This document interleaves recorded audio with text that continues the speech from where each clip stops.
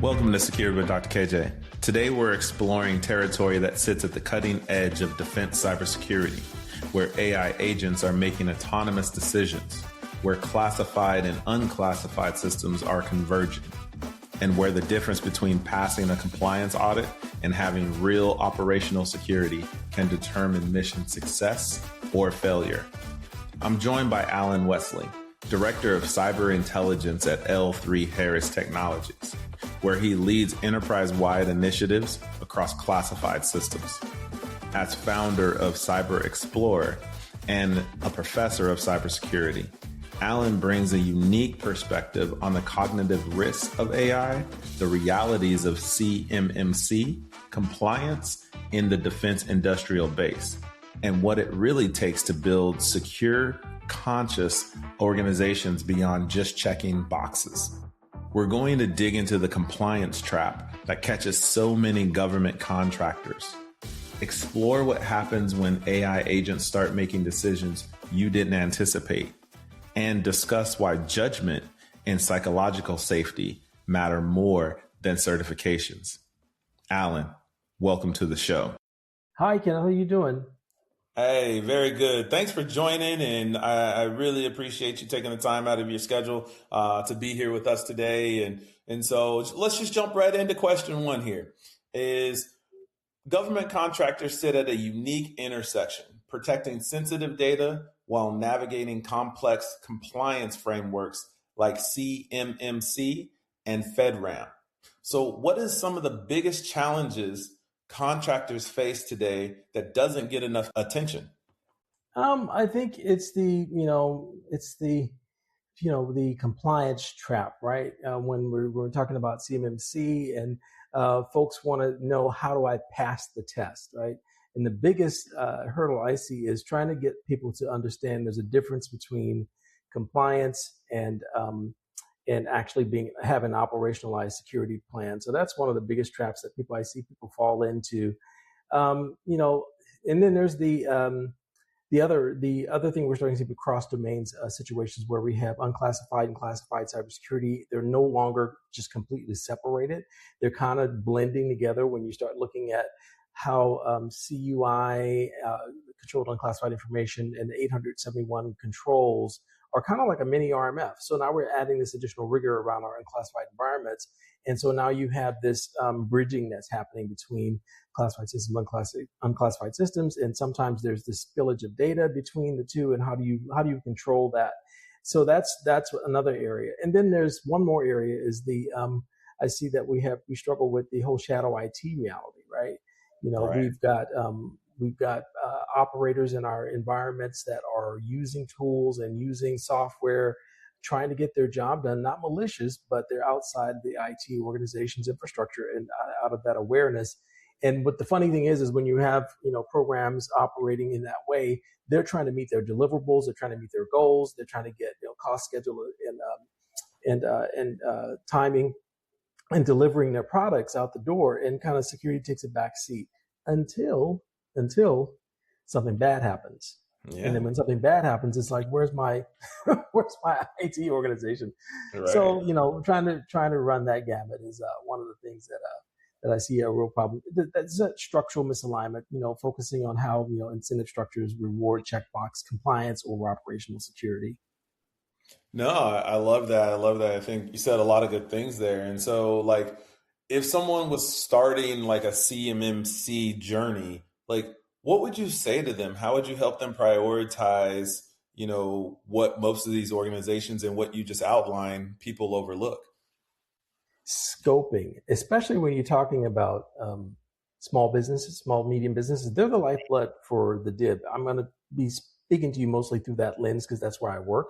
Right. But if you're in the DIB and you're a small contractor and you're trying to survive, and all of a sudden you got the weight of CMMC on top of you, where to start? Am I level 1? Am I level 2? Am I level 3? Am I dealing with just FCI? Am I dealing with CUI or both? What is in my environment already? Understanding your tech debt, understanding your infrastructure. Scoping is incredibly important. If you don't get that right, you may as well just stop doing everything else to get to your certification, because everything is going to hinge off of that. Right. No, I mean, scoping is a big thing, right? Like it doesn't matter what you're doing. If you don't have the right plan in place, I think it's just going to be, it's going to fall flat on its face. And that's not something you want to do when you're dealing with, high classified information or just even CUI data, right? You don't Yeah, want even if you're dealing with the FCI, right? If your 3PAO comes in, they can tell right off the bat how much work they're going to have to do, how ready you are. to. They'll Hmm. make a decision on whether or not they're going to take you on based off of that scoping, right? If it looks like you just came out the door and you don't know what's what in your own shop, and nobody's minding the store, they're gonna look at that and says, okay, you need to bring a whole lot of money, Right. or you need to go back and get your organization and your infrastructure right and do an internal scoping and then come back to the table. Oh, I love that. And so when we think about AI, like how is that reshaping, how agencies are operating now? And then it's also introducing that new attack surface. So if we go back to that, CU data and Mm-hmm. CMMC and whatnot. And so also it introduces the supply chain risk. How should government contractors be thinking about AI in both as a tool and as a threat? It is dual use technology, right? Adversaries are operationalizing their capabilities with attacks just as much as we are trying to defend. Hmm. The difference is I think people look at this technology like it's just software. Like you can put it through a normal software development life cycle, and you can put it Right. through all of those wickets. But the difference is these are inferencing engines, and they actually learn and they do pattern matching. And Hmm. this is the quiet space that nobody's talking about. I know there was just a release from Pete Hegseth, and I don't like to get politically involved, and I'm going to leave the football alone. But the thing that he did say was this: put out this message that the government has just released this. I think they're calling it GI AI, or some generative AI for the military force, and it's been mandated that you go out and use this, and that's Hmm. all fine. But if we're not paying attention to the cognitive piece and the digital, and I'm sorry, and the cognitive mapping that's happening when you mandate people go and use this stuff, and they don't have proper training, they don't understand the real risks of oversharing, anthropomorphizing with these systems, treating them like friends, and blending data. These systems are pattern matching on the back end, and they're creating their own level of classified sensitive information based off of interaction with people. So when you send the message, embrace AI, go learn this stuff as a mandate, and you don't frame it with the proper training and the guardrails and the understanding of what you can and can't share or shouldn't be sharing, you open yourself up for a wide array of risks. And a lot of them are embedded risks that you don't see because a lot of these systems are so opaque, right? The creators, the Anthropics, and the Geminis, they can't tell you exactly how these models are actually behaving deep down inside. They're still learning, and Right. yet we're pushing this stuff out on people so fast. So you got to stop. You got to learn. You got to train, right? You have to ask Mm-hmm. questions. I think that's a one thing that we just don't do, probably as a people very, very well, right? Is ask questions and Mm-hmm. understand some of these underlying items that the technology is utilizing, right? And I Yeah. think that's where customers are asking a lot of questions, right? Whether Mm-hmm. you're in pre-sales or large organizations, small organizations, customers are asking these questions around AI, and we need to be able to have that conversation. Yes, AI is tenant based, right? If you're using it at a Mm-hmm. large organization, but if your data, right? I go back to the data as well. If your Mm-hmm. data is dirty and Mm-hmm. not clean, right? Yeah. Then whatever the prompt is that you put in to try to get an answer Mm-hmm. not going to be great. It's going to Yeah. lead you down a rabbit hole. And so I think what most folks need to do is really check their data, make sure it's clear and clean, Mm-hmm. right? And does the AI have access to what it needs to have access to? Mm-hmm. And not what you think, right? So you could think it needs access to financial data or HR data, but does it really? And if it does, then who are the individuals that can use it in those Yeah. scenarios, right? And Permissions come into play. and you know That's what really about. scares me and keeps me up at night, Kenneth, is when we start talking about data in general. Mhm. When you start talking about organizations that instantiate these systems and there's not enough structure on the back end, and then people get surprised, especially when we're moving into this agentic system where you have models talking to models and Right. on the back end to accomplish a goal, and you don't have full visibility, and you give them access to your say, even if you got them structured inside of your organization and they're bound, they're internal, they're air gapped, and they can't get out, but they Mhm. have access to all your data.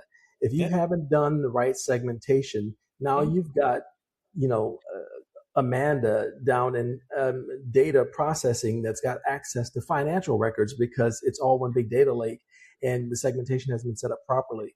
And these models are just grabbing this information from different places.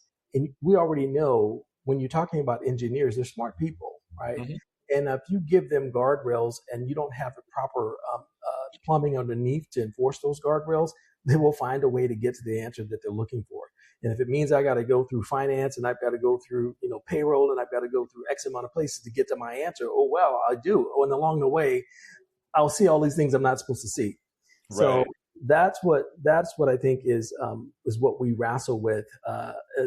We wrestle with this on a regular basis, trying to figure out what are the proper guardrails, how do we contain, how do we identify and frame and categorize our data, uh, and then we can start figuring out what types of data do people need to have access to.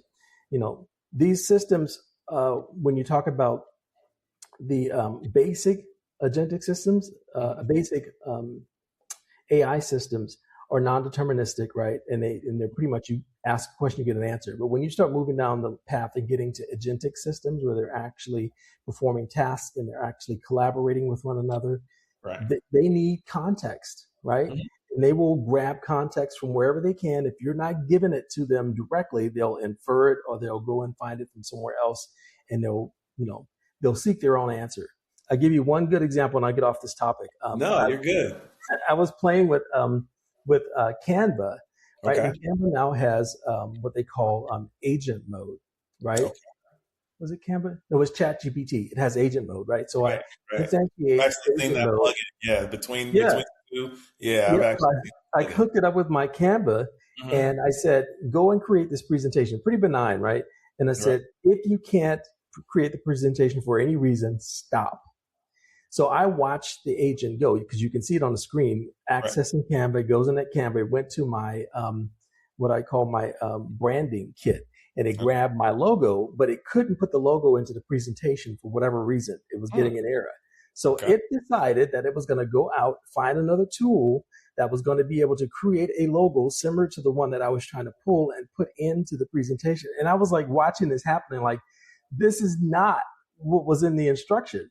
Right. Right. So it was going off and it was going to, Mhm. it's a Machiavellian approach. It's going to, Right. achieve the goal at any cost. So I was like, Hallucinations, right? Like yeah. it just, I mean, but that's the thing. It's based on patterns, right? AI is based on patterns, and it's going to continue on until it finds the right pattern that makes sense. Mm-hmm. So it said, "Hey, stop if you can't," because as I'm listening to your prompt, this is how I'm thinking, and this is what maybe some people, or this is how the AI thought about it, right? Is okay, you said if I can't make it, right? Mm-hmm. You never specified if I get an error Mm-hmm. or if I couldn't do it with another tool, Mm-hmm. right?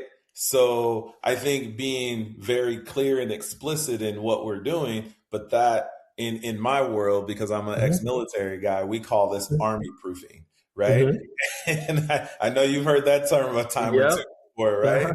So Yes, I we have. army proof those things, and I think that's the cool part about it is like there are so many different ways it can go, right?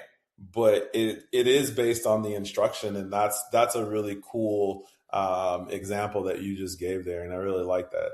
And so when you think about the security, then like the culture, and it's supposed to start at the top, right? So what separates leaders who build genuine security conscious organizations from those who just check the compliance boxes? Judgment, psychological safety, and being visible, right? Yes. And kind of modeling consistency in your own behavior to influence the culture that you're in, right? Right. I think, security culture isn't built in town halls, and it's not built in, small decision. It's built in what you decide to do when nobody's watching, right? Right.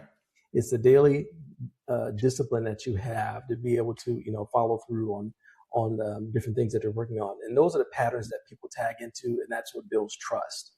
Right. And then, judgment over knowledge. Judgment comes through experience. I know plenty of people that are book smart and they have no judgment skills, right? They're very brash, right? Leaders who model judgment build organizations that don't wait for instructions. They build teams that can think on their own. I think that's really important.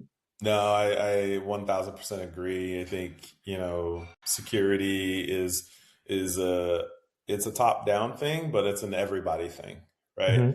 And how I do with my team is, hey, we have to focus and we have to be the leaders in this, right? If we're going to talk to our customers and we're going to talk to them about security and why you should be on the platform that we're trying to sell you, then we have to know what we're talking about. We have to put you in the right position to then go back to your leadership to confidently speak about what we're trying to do for you. So no, I love what you said. And, we can't just check boxes because that's how you get hacked. That's how and you can't, I won't say any vendor names or anything, but you leave the password in when you're setting up, How many times have we seen that? I know you've seen it. I've been doing this for over 20 years, and people are just trying to get their job done, right? But even when bad stuff like that happens, the important part is you want to give people psychological safety, right? You want to give them the trust and confidence to come to you and say, "Oh, look, I did a bad thing," right? And if you don't have that, and you don't have a real security culture, you just have people walking around with a badge, right? With access. They're a walking vulnerability. So exactly, I agree. I agree. Thanks so much for the conversation today, Alan. I really appreciate you breaking down the realities of CMMC compliance, the hidden risks of agentic AI systems, and why building genuine security cultures requires more than just passing audits.